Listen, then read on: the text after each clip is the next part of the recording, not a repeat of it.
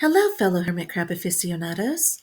My name is Hedra Andrew, and I'm honored to present at CrabCon 2024. Today, I'll share how our beloved crustaceans are stellar pets for people with allergies. I know it because I've lived it. I'll also discuss some of what hermit crabs have taught me over the years. Given that much of my childhood was spent indoors for health reasons, the crab habitat became a beloved classroom for me. It literally changed my world. I was one of those children who should have rolled around in a protective bubble, like a hyper hamster, on steroids, literally on steroids, prednisone. I was born with more intolerances than tolerances, whether in the sphere of food, environmental, or animal allergies. But of course, I wanted a dog. My pediatrician disagreed and convinced my parents that a dog would endanger the health of any asthmatic. I had fish in whom I took great joy, but I desperately wanted a pet who would be with me in all areas of the house, as well as the backyard. I also loved horses, but had to take a Benadryl to finish a trail ride. Ever combined equestrian activities and antihistamines? I don't recommend it. I slid right off. Unfortunately, the animal dander, dust, pollen, and wind made the medication necessary. Even with it, my eyes swelled up, my skin broke out in angry welts, and my lungs protested, resulting in several back-to-back nebulizer treatments. Dogs provoked only a slightly less aggressive reaction. It was so incredibly frustrating. I hated being allergic to those I loved. My incredible sister, who was 12 years my senior and determined to become a veterinarian, decided she'd give me a truly hypoallergenic pet.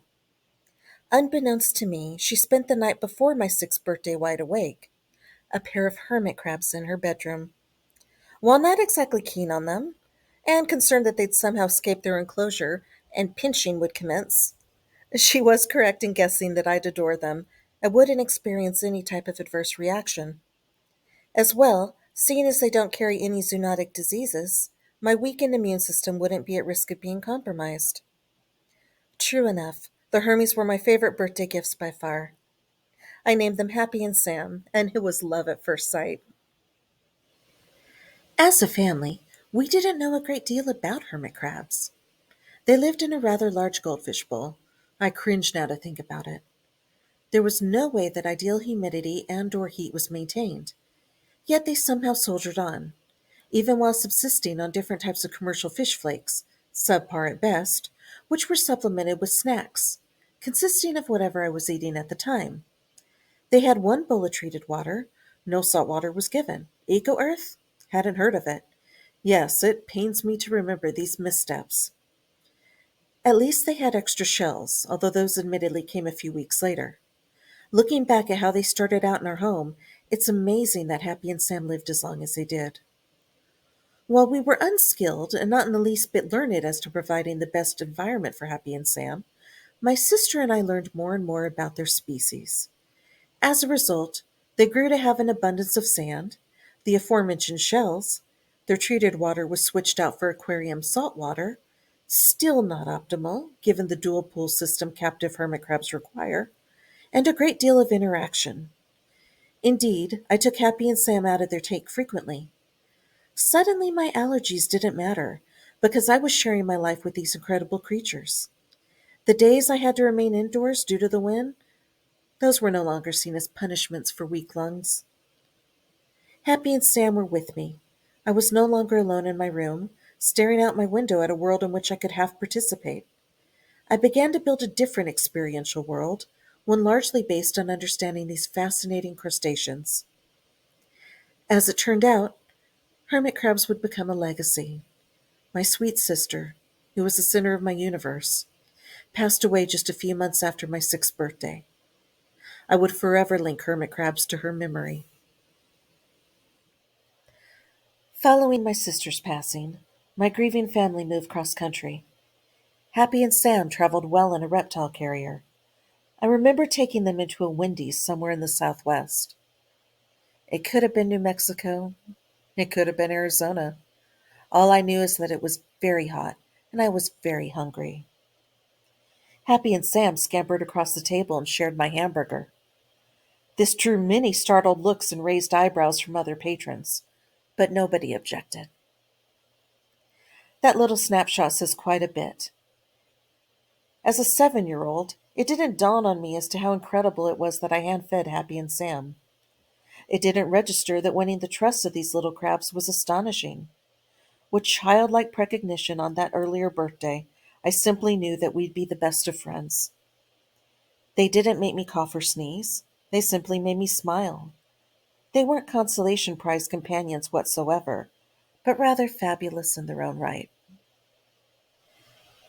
It was during late childhood that I first heard hermit crabs described as disposable pets. I was appalled then by this declaration, and I remained so. It's no wonder that my adoration of hermit crabs was somewhat confusing to adults and, sadly, other children. Even if they'd previously had Hermes, their experiences were different. This is arguably due to perception. A creature won at a carnival, or purchased from a boardwalk vendor and sent home in a styrofoam cup, isn't one that many would consider to be valuable. Alas, this is likely due to presentation and a lack of knowledge, and, perhaps, a lack of compassion as well. They're offered as trinkets, the living equivalent of a cheap prize in a cereal box, or that which accompanies a child's meal in a fast food restaurant. This is a horrific injustice. Despite my family's initial ignorance of hermit crabs, Happy and Sam lived with us for approximately 5 years. Within a space of a few months, both were gone, neither having survived the last molt. Losing them was devastating. They were my very best friends, and they were gone. My parents purchased new hermit crabs from a local pet store. One died relatively quickly after being brought home, in what I now recognize to be a case of post-purchase death syndrome, PPDS. The other immediately escaped the enclosure and was found lifeless a few weeks later. I didn't have the chance to bond with either, and was likely unable to do so, given that I was still mourning Happy and Sam. It was as though the latest purple pinchers were visitors and not family members. Looking back, I wish we had more time together. They were the last hermit crabs of my childhood home. As an adult, some of my allergies lessened. I finally had dogs and was shockingly able to work full-time as a coordinator for an animal shelter. All the same, in my mid-20s I decided that I missed the company of crustaceans. As previously stated, living creatures aren't disposable to my way of thinking, but, as we unfortunately know, such a sentiment isn't necessarily shared by the pet industry. Not yet fully enlightened, I headed to a well-known national chain and promptly purchased 4 hermit crabs. They succumbed to PPDS. Still not fully enlightened, I bought 4 more, thinking I was rescuing them. I named the quartet after the characters from A Christmas Story, allowing for a bit of wistful magical thinking in the hope that they'd last far longer. One did, Old Man, and I'll return to him shortly. What I didn't realize is the nightmare of harvesting land hermit crabs for sale. I didn't realize that their beautiful natural shells are cracked open so that they'll take refuge in or be forced into painted shells, which are more likely to appeal to consumers. I didn't realize that living and dead crabs alike are held in massive pens, and that living and dead crabs alike are swept into the garbage. I didn't realize how, even if they survived up until this point, the shipping process can kill them. I didn't realize that so very many pet stores know next to nothing about hermit crabs, and many die shortly after arriving. I didn't have a clue, and wouldn't for years to come. As I spent more time with Old Man, Ralphie, Mother Parker, and Randy, I recognized that they and their predecessors had already taught me a great deal, primarily seen in the following areas: growth, patience, and silence, stillness. Optimal growth employs numerous components, all of which contribute in a harmonious manner. Hermit crab maturation requires environmental elements, including adequate food and hydration, favorable temperature and humidity, and safety, both above and underground. To painstakingly shed one's exoskeleton, wait for the new exoskeleton to strengthen in buried stillness, and then return to the surface, only for the cycle to repeat again and again, is one of the best examples of growth that nature offers. Hermit crabs are seemingly well attuned to such cycles. As humans, we can be less so. Indeed, we often try to disrupt cycles, such as aging, menstrual, and, largely in our younger years, sleep. Quite a contrast. This is something I've learned from hermit crabs. Pick your battles wisely, especially if they're cyclical. While it's debated amongst crab carers as to whether the hermies show emotion or attachment, I'll never again question it. This is due to Old Man, my largest purple pincher. As mentioned previously, he was named after the father in A Christmas Story. Much like that character, Old Man was ornery. He was the boss of the crabbitat, both due to his size and behavior. As his tank mates dwindled in number, I realized that he could be a true hermit. This was seemingly proven when poor Randy didn't survive even a few days past his molt. Old Man had not previously displayed this level of aggression, but I couldn't hold it against him. I mourned Randy and continued to care for Old Man. I let him free roam more, and he'd scale my bookshelves, climb the lower sections of silk drapes, and crawl the obstacle courses I set up for him. He was let out on a nightly basis and made the most of it. When I had visitors, he came out to say hello. A friend jokingly called him a snail, and he promptly pinched her. I was very proud. One evening I was extremely ill with the flu, and relegated myself to the sofa after setting Old Man down. For the first time in nearly 7 years, he wasn't interested in going anywhere. He sat by my feet until I brought him up next to me. He then settled in on the sofa cushion. Old Man's presence brought me tremendous comfort. We even took a nap. When I placed him in the crabbitat hours later, I thanked him. I realized that we not only had a form of trust, but that we were at peace in each other's company. This was a significant illustration of growth and, arguably, attachment. Of course, this growth also resulted from patience on both our parts. Looking back, Happy and Sam were curious and eager to interact from the get-go, like tiny little pinchered puppies. Most of my crabs were alternately curious and cautious. Old Man was standoffish in the beginning, but warmed up after a few months. He seemed to realize that I was the one who brought food, provided water, cleaned the crabbitat, orchestrated walkabouts, and wielded the mister. The crabbitat was located in my home office, which certainly helped when I dealt with writer's block as I worked on my dissertation. If I was stuck on a page, I'd roll my chair across the floor and observe Old Man. Other times I'd bring him out to explore the room. He was seemingly fascinated by books. One night, I typed away on my computer when I heard a tap, tap, tap that didn't emanate from the keyboard. I turned to see Old Man tapping the glass as he stood in an empty section of his trough. He kept fervently tapping. With a laugh, I realized that ceramic portion was usually filled with dried strawberries. I set down several slices for him, and he moved away from the glass to eat one of his favorite treats. He clearly had me well trained. Our communication was another sign of our mutual growth. Yes, made possible by patience. Years later, I wonder how much patience is required by the hermit crab in his or her daily existence. Once again, consider the molting process. I doubt that crabs know how long they'll be under the sand. They're not trapped by time as we tend to be. Rather, they're fully immersed in the present course. They're not overthinking, unlike many of their human guardians, including yours truly. How many of us have walked back and forth in front of the crabbitat, awaiting the surfacing of one or more clawed friends? At that same time, the hydrostatic pressure might be increasing to crack the exoskeleton, or the crab might be regaining movement as the new exoskeleton hardens. We're anxious for our little ones to reappear, while they're simply going through the necessary steps to do so.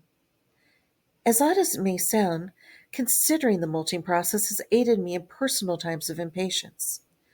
It reminds me that everything happens in its own time, and often for the greater good. This patience flows into the areas of silence, stillness. They truly go hand in hand, for where there is no sound and no movement, either an ending or a beginning rebirthing is occurring. Trying to decipher too early which is at play, in ourselves or others, even our crabs, well, it can drive us mad. I'm reminded of the brilliant Alanis Morissette and her song All I Really Want. She questions, why are you so petrified of silence? Here, can you handle this? Pause, and then a few moments of nothing. She continues, did you think about your bills, your ex, your deadlines? Or when you think you're gonna die? Or did you long for the next distraction? Such an accurate depiction of what happens when we simply take a breath and try to step away from the diversions of our age.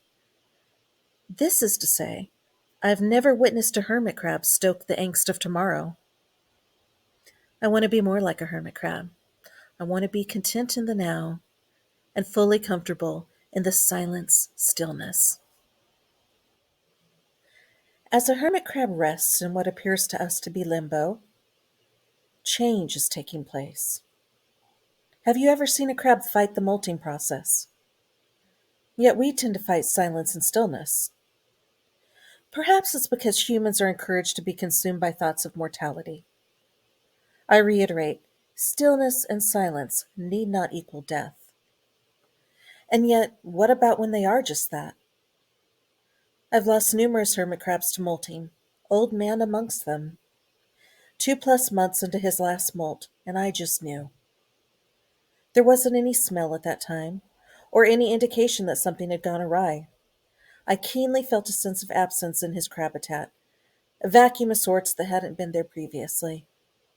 A few days later, a slight whiff of that smell we dread, and then it was confirmed.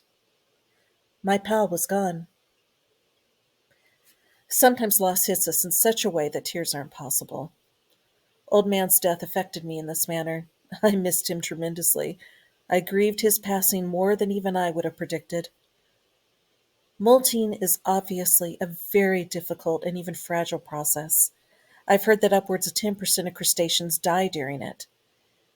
Yet I was also comforted in knowing he left this life underground, in the general silence and stillness. There's somehow a peacefulness in such a transition, one that the world above wouldn't necessarily offer. Ah, but how I miss him, even now. Last year, my husband and I decided to visit a nearby pet store. We wanted to look at the hermit crabs. What we saw was absolutely disheartening. Their collective color was dull, their water dishes nearly empty, and their only food was a massive piece of cuttlebone. Some seemed to have passed on. Others had ragged limbs. We picked out 4 that were huddled in a group. We couldn't leave them. It was clear they needed better care. It was clear we would provide it. After returning home and watching them begin to settle in, I finally did a deep dive into the pet industry and hermit crabs. Now I was enlightened. Now I understood. I should have done this years and years ago. We'd saved these 4, but did we want to continue to support the industry that considered them throwaways? It wasn't just that random ignorant consumers considered hermit crabs disposable. There were businesses determined to provide them over and over again, despite the sweeping negative impact on the various species. I didn't want to be a part of that.